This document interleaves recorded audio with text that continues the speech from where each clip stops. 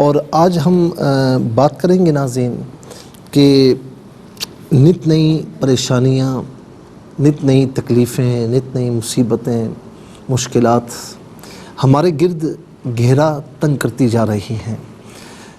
اچھا، ہم سوچتے نہیں ہیں، ہم یہ تو دیکھ رہے ہیں کہ مہنگائی ہے، یہ بھی دیکھ رہے ہیں کہ پریشانیاں بھی ہیں، یہ بھی دیکھ رہے ہیں کہ بے برکتی بھی ہے، یہ بھی دیکھ رہے ہیں کہ تکلیفیں بھی ہیں، اور یہ بھی ملاحظہ کر رہے ہیں، مشاہدہ کر رہے ہیں کہ اچانک اموات واقع ہو رہی ہیں، اور کچھ سالوں سے یہ بھی دیکھ رہے ہیں کہ کبھی سیلاب آ رہا ہے، کبھی زلزلے آ رہے ہیں، اور یعنی آپ دیکھیں کہ چین اور سکون مفقود ہوتا جا رہا ہے۔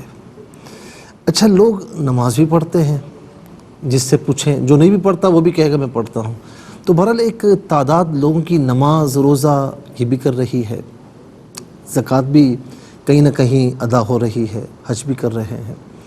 ناظرین و سامعین، پھر کیا وجہ ہے کہ اللہ کی عبادت بھی ہو رہی ہے اور سارے کام ہو رہے ہیں، لیکن اس کے باوجود ہم پریشانیوں میں، تکلیفوں میں، مصیبتوں میں، مشکلات میں کیوں گھرے ہوئے ہیں؟ بے برکتی کیوں ہے؟ کسی وقت گھر کا ایک سربراہ ہوتا تھا، اولاد بھی زیادہ ہوتی تھی، ایک کمانے والا ہوتا تھا، 10-12 کھانے والے ہوتے تھے، کوئی بے برکتی نہیں تھی، اور انہوں نے بنایا بھی، ان کی پراپرٹیز بھی بنی۔ آج ناظرین 3-4 کمانے والے ہیں، لیکن پورا ہوتا نظر نہیں آتا۔ یعنی ہر منتھ کے اخیر میں کوئی ایسا بندہ نہ ہو جو پریشان نہ ہو۔ آخر کیوں ہے؟ اور پھر ناظرین وقت پر بارشیں نہیں ہوتی، اور بے موسم بارشیں، اور پھر اتنی زیادہ بارشیں کہ ہم سے برداشت نہیں ہوتا، ہمارے لیے زحمت کا باعث بن جاتی ہیں۔ ہر چیز آپ دیکھیں، جس کے پاس نعمتیں ہیں وہی بڑا پریشان ہے، وہ بھی پرسکون نظر نہیں آتا۔ جس کے پاس نعمتیں نہیں ہیں وہ اور زیادہ پریشان ہے کہ نعمتیں ہے کیوں نہیں۔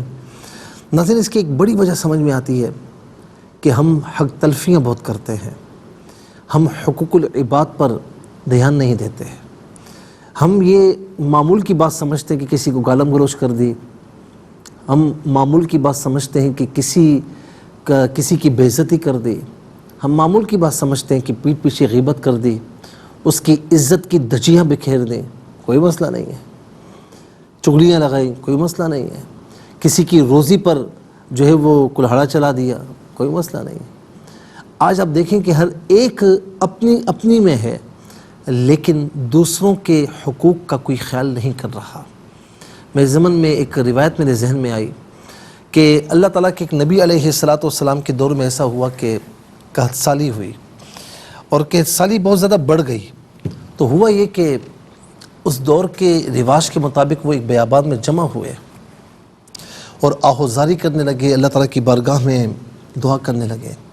تو اللہ رب العالمین نے اس دور کے نبی علیہ السلام جو وہاں تشریف فرما تھے، ان کو وحی بھیجی کہ میرے عزت و جلال کی قسم، میں کبھی بارش نہیں فرماؤں گا، اور ان کے ہاتھ اٹھتے اٹھتے آسمان تک نہ پہنچ جائیں، آہوزاری کرتے کرتے کہ ان کے گھٹنے چھل نہ جائیں، میں اس کے باوجود ان پر اپنی رحمتوں کا نزول نہیں فرماؤں گا۔ اور اس کی وجہ یہ ہے کہ ان کے ہاتھ ایک دوسرے کے خون سے رنگے ہوئے ہیں، اور یہ آپس میں ایک دوسرے کے حقوق کو تلف کرتے ہیں، حق ادا نہیں کرتے۔